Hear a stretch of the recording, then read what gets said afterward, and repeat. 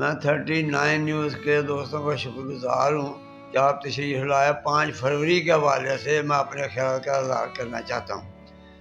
کشمیر کا معاملہ سب سے پہلے انڈیا لے کے گیا وزیر اعظم اقوام متحدہ میں۔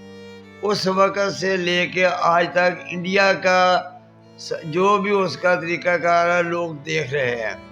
کشمیریوں پہ کتنا ظلم ہو رہا ہے، ان کی نسل کشی ہو رہی ہے۔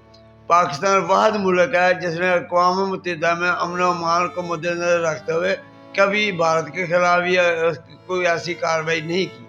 لیکن اقوام متحدہ کو سوچنا چاہیے کہ دنیا میں یہ کیسے اس کا یہ سسٹم چلے گا اگر ان لوگوں کو جن کی نسل کشی ہو رہی ہو ان کے لیے اقوام متحدہ خاموش ہو۔ اس لیے پاکستان کی حکومت، ہر حکومت نے یہ کہا ہے کہ ہم کشمیریوں کے اخلاقی اور معاملوں پہ ساتھ دے رہے ہیں۔